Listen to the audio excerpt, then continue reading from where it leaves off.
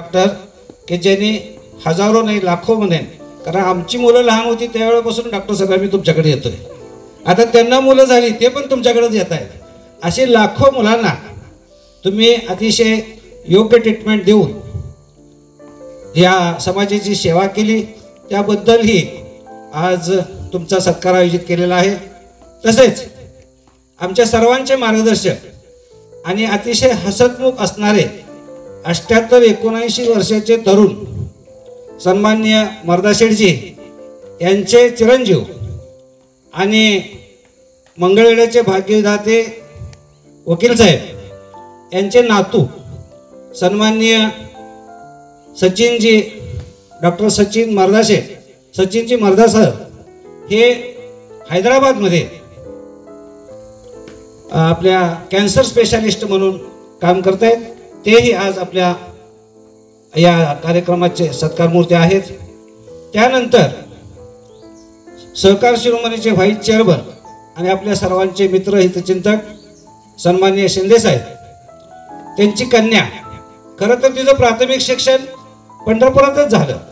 10वी पर्यंत ती आपल्या कवटेकर हायस्कूलमध्ये होती. 11वी-12वी तिनं आपल्या विवेकवर्धिनीला केलं आणि 12वीमध्ये ती महाराष्ट्रात 42वा नंबर आला तिचा. आणि मुंबईसारख्या चांगल्या ठिकाणी तिला ॲडमिशन मिळालं. तिने MBBS केलं आणि तिच्या नशिबानं म्हणा किंवा आईवडिलांच्या पुण्याईनं म्हणा की अमेरिकेमध्ये ती स्थायिक झाली. अमेरिकेत पण ती काही स्वस्त बसली नाही, शिक्षण घेतच राहिली आणि शिक्षण घेऊन तिनं तिथं MS केलं आणि एक संशोधक म्हणून PhD मिळवली आणि एका नामांकित मेडिकल कंपनीमध्ये ती एक सायंटिस्ट म्हणून ती आज काम करते. हे नुसत्या शिंदे साहेबांच्या घराचा मोठेपणा आहे का हो? आपल्या सर्व सोलापूर जिल्ह्याचा, मी म्हणेन महाराष्ट्राचा हा मोठेपणा आहे. त्यासाठी मी सर्वांना विनंती करतो की जोरात टाळ्या वाजवून अभिनंदन करावं. आणि हा योग घडवून आणणारे आमचे मार्गदर्शक कल्याणरावजी काळे साहेब, तसेच तेवढ्या तत्परतेनं त्यांना साथ देणाऱ्या त्यांच्या सुविद्य पत्नी संगीताताई काळे, या दरच वर्षी डॉक्टर साहेब आम्ही गुणवंत विद्यार्थ्यांचा सत्कार पण करतो. अशा अनेक कार्यक्रम आम्ही आयोजित करत असतो. रक्तदान शिबिर असेल, झाडं लावण्याचा कार्यक्रम असेल, एखादी शिक्षण संस्था जर काम करत असेल चांगलं तर त्यांनाही आम्ही त्या शिक्षण संस्थेत जाऊन ती सगळी डायरेक्टर बॉडी एकत्र करून त्यांचंही अभिनंदन करतो. अशा अनेक कार्यक्रमापैकीच हा एक कार्यक्रम आहे. हा कार्यक्रम आयोजित जे करतो त्यांचं बरंचसं श्रेय मी चेअरमन साहेब आणि आमच्या सगळ्या सहकाऱ्यांना देतो. मी सहकाऱ्यांचे बी आज आपल्या सर्वांच्या समोर मनापासून आभार मानतो. आणि आज आपण ज्या ठिकाणी बसलेलो आहोत ते एवढा कार्यक्रम मंडळाचा जरी असला तरी साहेबांच्या आई म्हणजे आमच्या काकू ह्या कायमच आमच्या बरोबर उपस्थित असतात. आज 71 वर्ष वय आहे त्यांचं. परवाच त्यांचा 71वा साजरा केला. आणि एक जमिनीवर पाय असणारी माऊली, एक सुसंस्कार करणारी माऊली, हेही आमचा आशीर्वाद देण्यासाठी आवर्जून उपस्थित असतात. पूर्ण काळे परिवार आपली बाकीची कामं बाजूला सारून आपल्या कधी गाडीत येत नाही. आम्ही ज्या गाडीत बसतो त्या गाडीत सगळीजण बसतात. मला आश्चर्य सांगायला तुम्हाला आनंद वाटेल की स्वतः चेअरमन साहेब बऱ्याच वेळेला गाडीचं ड्रायव्हिंग करत आम्हाला इथं आणलंय. एवढ्या आपुलकीनं, एवढ्या आत्मीयतेनं ते प्रत्येक वर्षी कार्यक्रम करत असतात. आणि हा उद्देश नक्कीच साध्य होईल.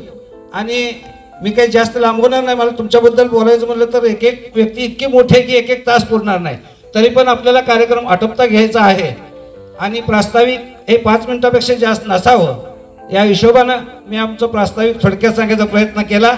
अशा या सुंदर कार्यक्रमात आमच्या विनंतीला मान देऊन वेळात वेळ काढून तुम्ही हैदराबादवरून आला. हे दवाखान्यामध्ये यांना बोलायला पण वेळ नसतो, तरी पण आमच्या विनंतीला मान देऊन आला.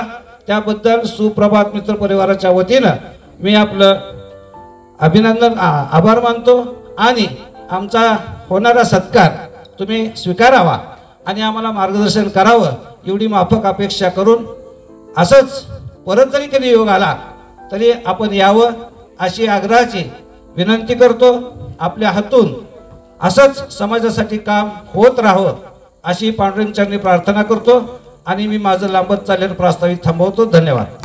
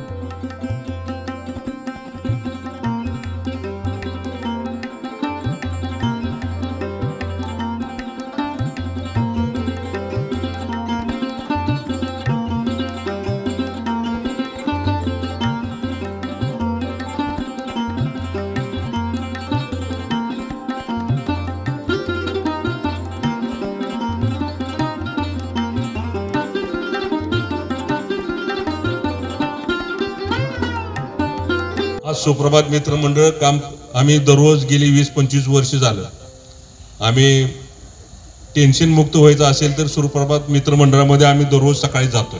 या मंडळामध्ये एवढा आम्हाला आणि अनुभव पण नुसतं आमची चर्चा विचाराची देवाणघेवाण पण बऱ्यापैकी होते.